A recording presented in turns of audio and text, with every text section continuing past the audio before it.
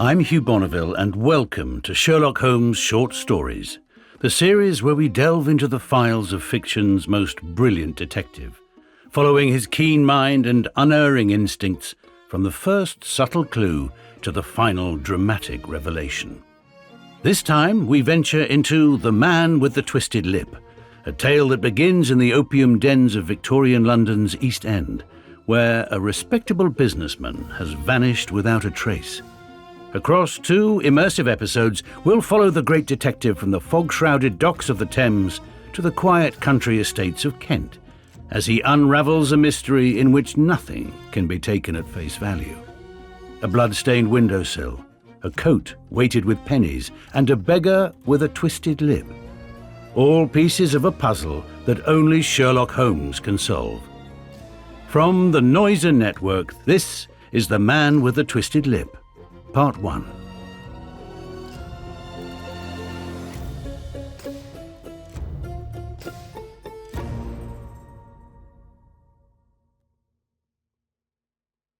Isa Whitney, brother of the late Elias Whitney, D.D., principal of the Theological College of St. George's, was much addicted to opium. The habit grew upon him, as I understand, from some foolish freak when he was at college.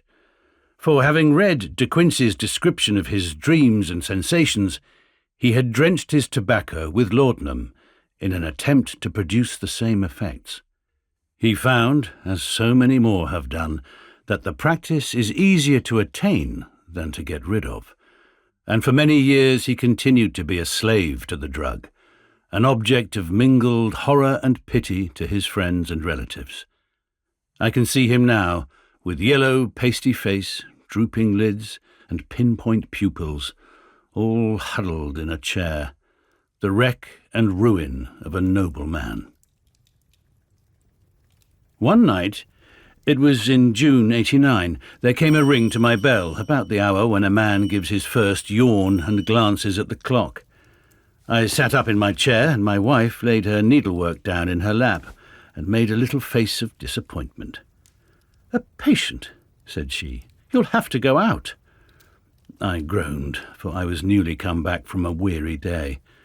We heard the door open, a few hurried words, and then quick steps upon the linoleum.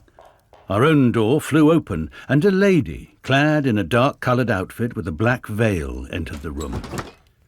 "You will excuse my calling so late," she began, and then, suddenly losing her self-control, she ran forward, threw her arms about my wife's neck, and sobbed upon her shoulder. "Oh, I'm in such trouble," she cried. "I do so want a little help." "Why," said my wife, pulling up her veil, "it is Kate Whitney. How you startled me, Kate. I had not an idea who you were when you came in." "I don't know what to do, so I came straight to you." That was always the way. Folk who were in grief came to my wife like birds to a lighthouse. "It was very sweet of you to come. Now you must have some wine and water and sit here comfortably and tell us all about it. Or should you rather that I sent James off to bed?" "Oh, no. I want the doctor's advice and help, too. It's about Isa. He has not been home for 2 days. I am so frightened about him." It was not the first time that she had spoken to us of her husband's trouble. To me as a doctor, to my wife as an old friend and school companion. We soothed and comforted her by such words as we could find.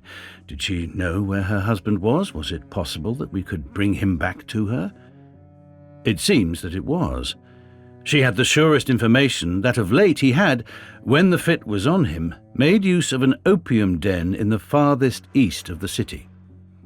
Hitherto, his orgies had always been confined to one day, and he had come back, twitching and shattered in the evening. But now, the spell had been upon him 48 hours, and he lay there, doubtless among the dregs of the docks, breathing in the poison or sleeping off the effects. There he was to be found, she was sure of it, at the Bar of Gold in Upper Swandam Lane.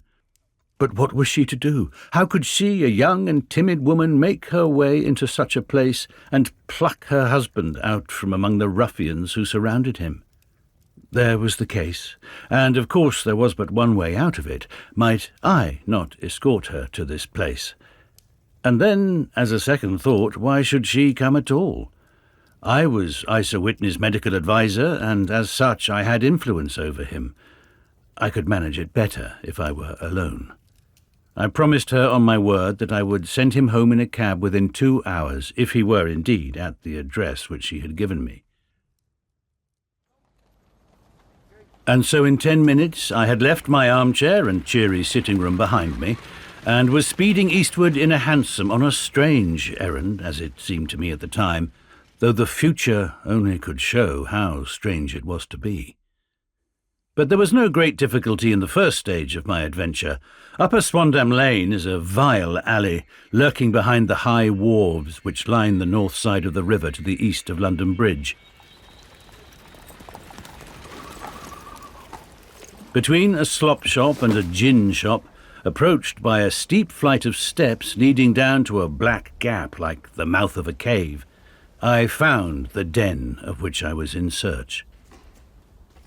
Ordering my cab to wait, I passed down the steps, worn hollow in the centre by the ceaseless tread of drunken feet, and by the light of a flickering oil lamp above the door, I found the latch and made my way into a long, low room, thick and heavy, with the brown opium smoke, and terraced with wooden berths, like the forecastle of an emigrant ship.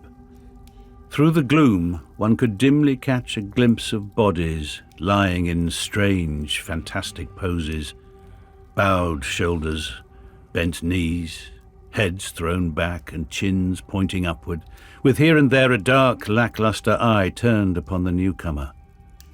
Out of the black shadows there glimmered little red circles of light, now bright, now faint, as the burning poison waxed or waned in the bowls of the metal pipes.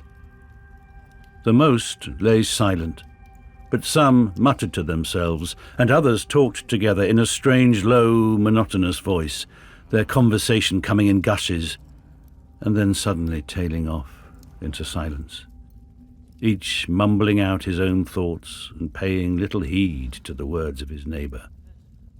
At the farther end was a small brazier of burning charcoal, beside which, on a 3-legged wooden stool, there sat a tall, thin old man, with his jaw resting upon his 2 fists and his elbows upon his knees, staring into the fire. As I entered, a sallow Malay attendant had hurried up with a pipe for me and a supply of the drug, beckoning me to an empty berth. "Thank you. I've not come to stay," said I. "There is a friend of mine here, Mr. Isa Whitney, and I wish to speak with him." There was a movement and an exclamation from my right, and peering through the gloom I saw Whitney, pale, haggard and unkempt, staring out at me. "My God, it's Watson," said he. He was in a pitiable state of reaction, with every nerve in a twitter. I say, Watson, what o'clock is it?" "Nearly 11. "Of what day?" "Of Friday, June the 19th. "Good heavens, I thought it was Wednesday. It is Wednesday. What do you want to frighten a chap for?" He sank his face onto his arms and began to sob in a high treble key. "I tell you that it is Friday, man. Your wife has been waiting this 2 days for you. You should be ashamed of yourself." "So I am. But you've got mixed, Watson, for I have only been here a few hours. 3 pipes, 4 pipes, I forget how many. But I'll go home with you. I wouldn't frighten Kate. Poor little Kate. Give me your hand. Have you a cab?" "Yes, I have one waiting." "Then I shall go in it. But I must owe something. Find what I owe, Watson. I am all off colour. I can do nothing for myself." I walked down the narrow passage between the double row of sleepers, holding my breath to keep out the vile, stupefying fumes of the drug, and looking about for the manager. As I passed the tall man who sat by the brazier, I felt a sudden pluck at my skirt, and a low voice whispered, "Walk past me and then look back at me." The words fell quite distinctly upon my ear. I glanced down. They could only have come from the old man at my side, and yet he sat now as absorbed as ever, very thin, very wrinkled, bent with age, an opium pipe dangling down from between his knees, as though it had dropped in sheer lassitude from his fingers. I took 2 steps forward and looked back. It took all my self-control to prevent me from breaking out in a cry of astonishment. He had turned his back so that none could see him but I. His form had filled out, his wrinkles were gone, the dull eyes had regained their fire, and there, sitting by the fire and grinning at my surprise, was none other than Sherlock Holmes. He made a slight motion to me to approach him, and instantly, as he turned his face half round to the company once more, subsided into a doddering, loose-lipped senility. "Holmes," I whispered, "what on earth are you doing in this den?" "As low as you can," he answered. "I have excellent ears. If you would have the great kindness to get rid of that sottish friend of yours, I should be exceedingly glad to have a little talk with you. I have a cab outside." "Then pray send him home in it. You may safely trust him, for he appears to be too limp to get into any mischief. I should recommend you also to send a note by the cabman to your wife to say that you have thrown in your lot with me. If you will wait outside, I shall be with you in 5 minutes."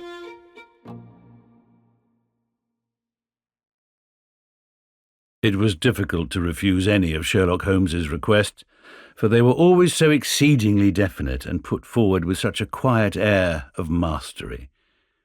I felt, however, that when Whitney was once confined in the cab, my mission was practically accomplished, and for the rest, I could not wish anything better than to be associated with my friend in one of those singular adventures which were the normal condition of his existence.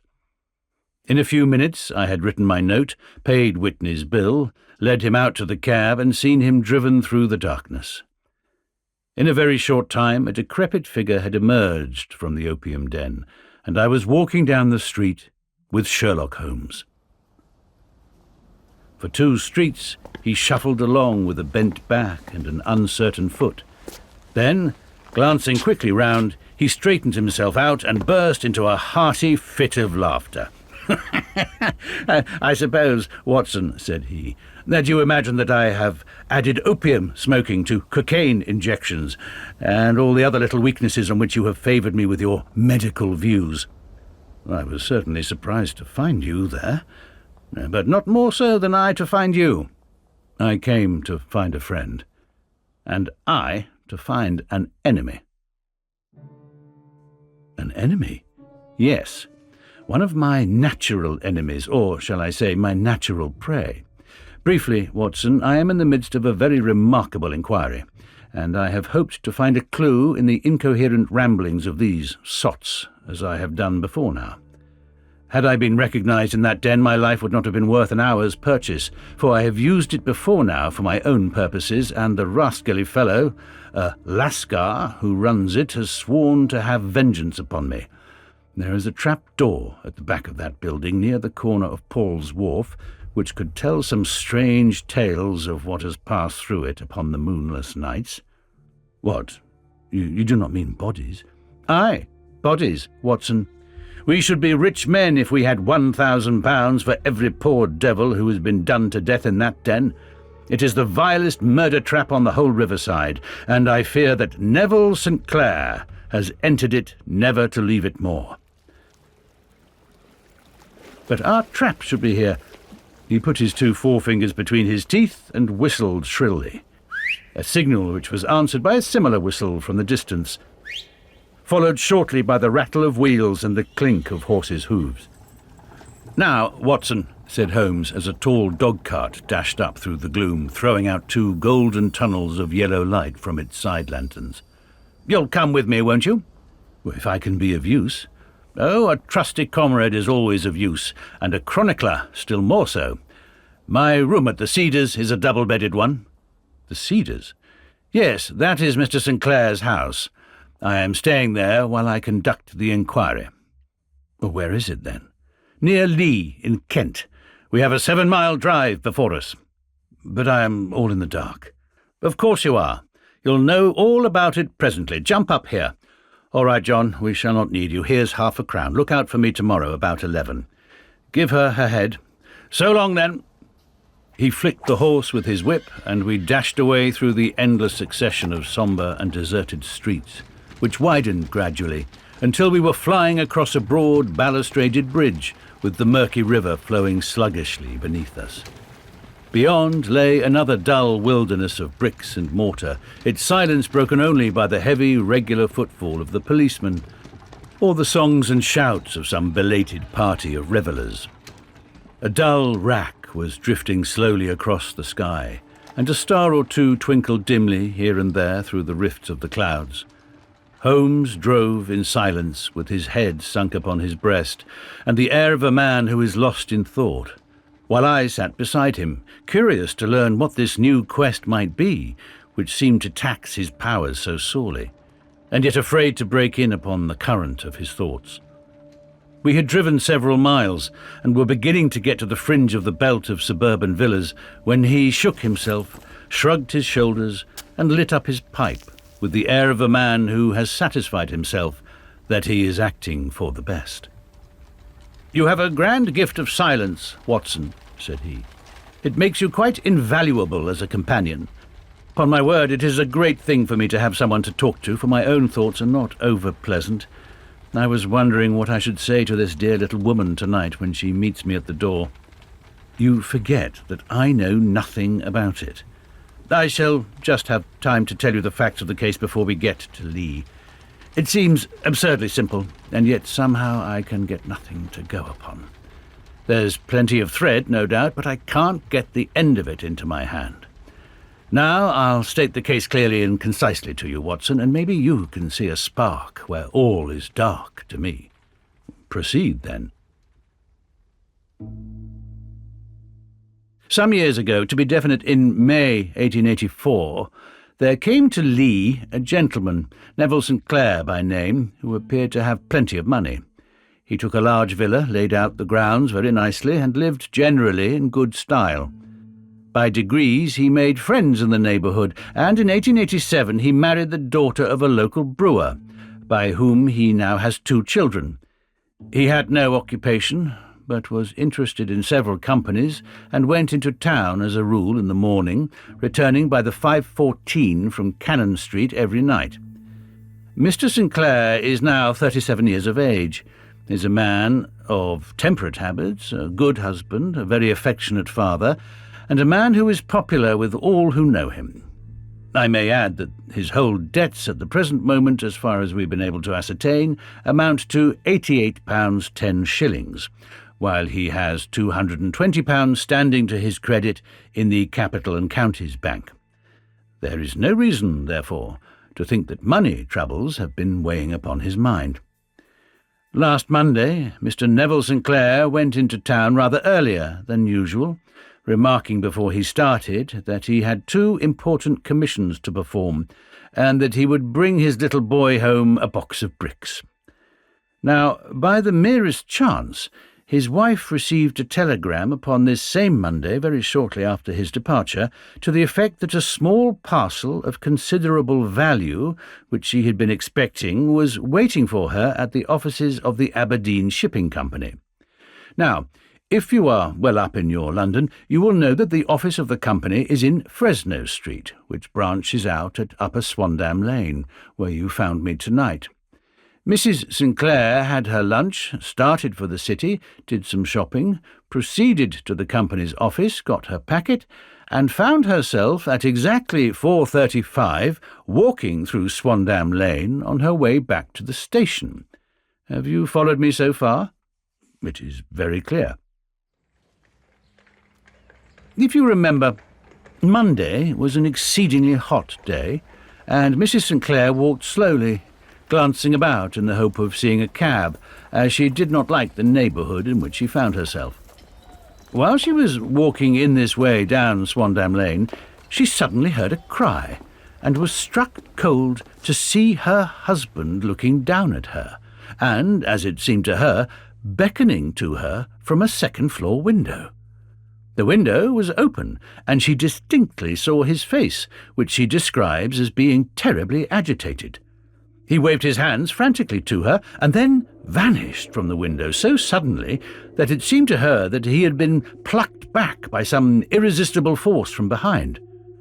One singular point, which struck her quick feminine eye, was that although he wore some dark coat such as he had started to town in, he had on neither collar nor necktie. Convinced that something was amiss with him, she rushed down the steps, for the house was none other than the opium den in which you found me tonight, and running through the front room she attempted to ascend the stairs which led to the first floor. At the foot of the stairs, however, she met this scoundrel of whom I have spoken, who thrust her back and, aided by a Dane, who acts as assistant there, pushed her out into the street. Filled with the most maddening doubts and fears, she rushed down the lane and, by rare good fortune, met in Fresno Street a number of constables with an inspector, all on their way to their beat. The inspector and 2 men accompanied her back, and in spite of the continued resistance of the proprietor, they made their way to the room in which Mr. St. Clair had last been seen. There was no sign of him there. In fact, in the whole of that floor there was no one to be found save a crippled wretch of hideous aspect who, it seems, made his home there. Both he and the Lascar stoutly swore that no one else had been in the front room during the afternoon. So determined was their denial that the inspector was staggered, and had almost come to believe that Mrs. St. Clair had been deluded when, with a cry, she sprang at a small deal box which lay upon the table and tore the lid from it. Out there fell a cascade of children's bricks. It was the toy which he had promised to bring home. This discovery, and the evident confusion which the cripple showed, made the inspector realize that the matter was serious. The rooms were carefully examined, and the results all pointed to an abominable crime. The front room was plainly furnished as a sitting room, and led into a small bedroom, which looked out upon the back of one of the wharves. Between the wharf and the bedroom window is a narrow strip, which is dry at low tide, but is covered at high tide with at least 4.5 feet of water. The bedroom window was a broad one and opened from below. On examination, traces of blood were to be seen upon the window-sill, and several scattered drops were visible upon the wooden floor of the bedroom. Thrust away behind a curtain in the front room were all the clothes of Mr. Neville St. Clair, with the exception of his coat. His boots, his socks, his hat, and his watch, all were there. There were no signs of violence upon any of these garments, and there were no other traces of Mr. Neville St. Clair. Out of the window he must apparently have gone, for no other exit could be discovered, and the ominous bloodstains upon the sill gave little promise that he could save himself by swimming, for the tide was at its very highest at the moment of the tragedy. And now as to the villains who seemed to be immediately implicated in the matter. The Lascar was known to be a man of the vilest antecedents, but as, by Mrs. St. Clair's story, he was known to have been at the foot of the stair within a very few seconds of her husband's appearance at the window, he could hardly have been more than an accessory to the crime. His defence was one of absolute ignorance, and he protested that he had no knowledge as to the doings of Hugh Boone, his lodger, and that he could not account in any way for the presence of the missing gentleman's clothes. So much for the Lascar manager. Now for the sinister lodger with the limp who lives upon the second floor of the opium den, and who was certainly the last human being whose eyes rested upon Neville St. Clair. His name is Hugh Boone, and his hideous face is one which is familiar to every man who goes much to the city. He is a professional beggar, though in order to avoid the police regulations he pretends to a small trade in wax vestas. Some little distance down Threadneedle Street upon the left-hand side there is, as you may have remarked, a small angle in the wall. Here it is that this creature takes his daily seat, cross-legged with his tiny stock of matches on his lap, and as he is a piteous spectacle, a small rain of charity descends into the greasy leather cap which lies upon the pavement beside him. I have watched the fellow more than once before ever I thought of making his professional acquaintance, and I have been surprised at the harvest which he has reaped in a short time. His appearance, you see, is so remarkable that no one can pass him without observing him. A shock of orange hair, a pale face disfigured by a horrible scar which, by its contraction, has turned up the outer edge of his upper lip, a bulldog chin and a pair of very penetrating dark eyes, which present a singular contrast to the colour of his hair. All mark him out from amid the common crowd of mendicants, and so, too, does his wit, for he is ever ready with a reply to any piece of chaff which may be thrown at him by the passers-by. This is the man whom we now learn to have been the lodger at the opium den, and to have been the last man to see the gentleman of whom we are in quest. "But he can hardly walk," said I. "What could he have done single-handed against a man in the prime of life?" "It is true that he walks with a limp, but in other respects he appears to be a powerful and well-nurtured man. Surely your medical experience would tell you, Watson, that weakness in one limb is often compensated for by exceptional strength in the others. Pray continue your narrative." "Mrs. St. Clair had fainted at the sight of the blood upon the window, and she was escorted home in a cab by the police, as her presence could be of no help to them in their investigations. Inspector Barton, who had charge of the case, made a very careful examination of the premises, but without finding anything which threw any light upon the matter. One mistake had been in not arresting Boone instantly, as he was allowed some few minutes during which he might have communicated with his friend the Lascar, but this fault was soon remedied, and he was seized and searched, without anything being found which could incriminate him.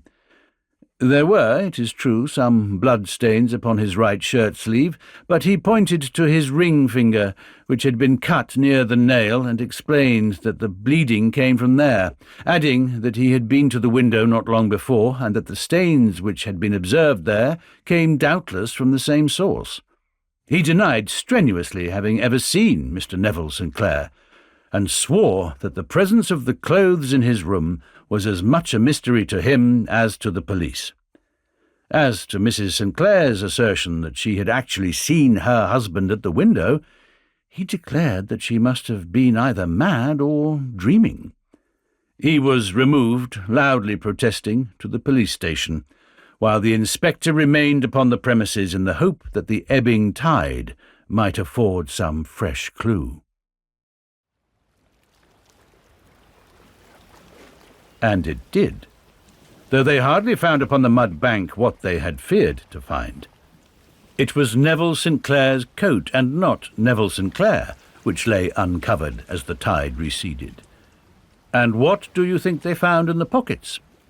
I cannot imagine. No, I don't think you would guess. Every pocket stuffed with pennies and halfpennies, 421 pennies and 270 halfpennies. It was no wonder that it had not been swept away by the tide, but a human body is a different matter. There is a fierce eddy between the wharf and the house. It seemed likely enough that the weighted coat had remained when the stripped body had been sucked away into the river. But I understand that all the other clothes were found in the room. Would the body be dressed in a coat alone? No, sir. But the facts might be met speciously enough. Suppose that this man Boone had thrust Neville St. Clair through the window. There is no human eye which could have seen the deed. What would he do then? It would, of course, instantly strike him that he must get rid of the telltale garments. He would seize the coat then, and be in the act of throwing it out, when it would occur to him that it would swim and not sink. He has little time, for he has heard the scuffle downstairs when the wife tried to force her way up, and perhaps he has already heard from his Lascar confederate that the police are hurrying up the street. There is not an instant to be lost. He rushes to some secret hoard where he has accumulated the fruits of his beggary, and he stuffs all the coins upon which he can lay his hands into the pockets to make sure of the coat's sinking.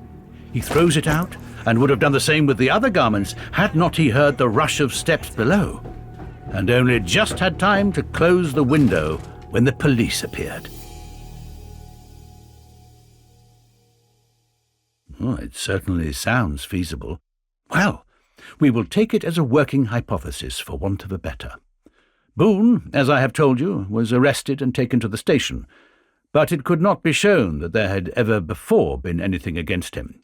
He had for years been known as a professional beggar, but his life appeared to have been a very quiet and innocent one.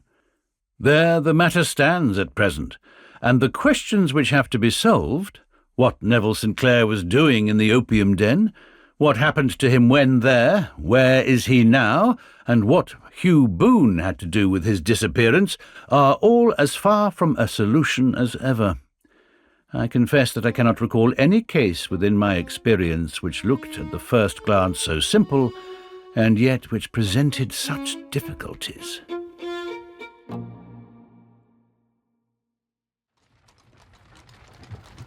While Sherlock Holmes had been detailing this singular series of events, we had been whirling through the outskirts of the great town until the last straggling houses had been left behind, and we rattled along with a country hedge upon either side of us. Just as he finished, however, we drove through two scattered villages, where a few lights still glimmered in the windows. "We are on the outskirts of Lee," said my companion. "We have touched on 3 English counties in one short drive, starting in Middlesex, passing over an angle of Surrey, and ending in Kent. See that light among the trees? That is the Cedars, and beside that lamp sits a woman whose anxious ears have already, I have little doubt, caught the clink of our horses' feet." "But why are you not conducting the case from Baker Street?" I asked. "Because there are many inquiries which must be made out here. Mrs. St. Clair has most kindly put 2 rooms at my disposal, and you may rest assured that she will have nothing but a welcome for my friend and colleague. I hate to meet her, Watson, when I have no news of her husband. Here we are. Whoa, there, whoa!" We had pulled up in front of a large villa which stood within its own grounds. A stable boy had run out to the horse's head, and, springing down, I followed Holmes up the small, winding gravel drive which led to the house. As we approached, the door flew open, and a little blonde woman stood in the opening, clad in some sort of light mousseline de soie, with a touch of fluffy pink chiffon at her neck and wrists. She stood with her figure outlined against the flood of light, one hand upon the door, one half raised in her eagerness, her body slightly bent, her head and face protruded with eager eyes and parted lips, a standing question. "Well," she cried, "well?" And then, seeing that there were 2 of us, she gave a cry of hope, which sank into a groan as she saw that my companion shook his head and shrugged his shoulders. "No good news?" "None." "No bad?" "No." "Thank God for that. But come in. You must be weary, for you have had a long day." "This is my friend, Dr. Watson. He has been of most vital use to me in several of my cases, and a lucky chance has made it possible for me to bring him out and associate him with this investigation." "I am delighted to see you," said she, pressing my hand warmly. "You will, I am sure, forgive anything that may be wanting in our arrangements, when you consider the blow which has come so suddenly upon us." "My dear madam," said I am an old campaigner, and if I were not, I can very well see that no apology is needed. If I can be of any assistance either to you or to my friend here, I shall be indeed happy." "Now, Mr. Sherlock Holmes," said the lady as we entered a well-lit dining-room, upon the table of which a cold supper had been laid out, "I should very much like to ask you 1 or 2 plain questions, to which I beg that you will give a plain answer." "Certainly, madam." "Do not trouble about my feelings. I am not hysterical nor given to fainting. I simply wish to hear your real opinion. Upon what point? In your heart of hearts, do you think that Neville is alive? Sherlock Holmes seemed to be embarrassed by the question. Frankly, now, she repeated, standing upon the rug and looking keenly down at him as he leaned back in a basket chair. Frankly, then, madam, I do not. You think that he is dead? I do. Murdered? I don't say that. Perhaps. And on what day did he meet his death? On Monday.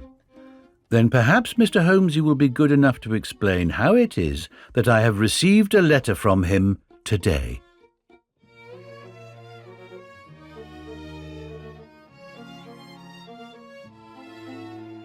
Next time, in the thrilling conclusion of The Man with the Twisted Lip, Sherlock Holmes has an early morning revelation.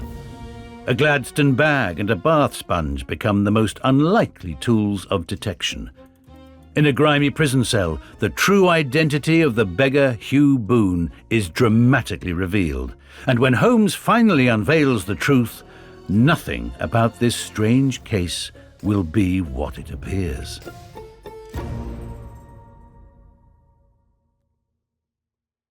Can't wait a week until the next episode? Well, listen to it right away by subscribing to Noiser Plus. Head to www.noiser.com/subscriptions for more information, or click the link in the episode description.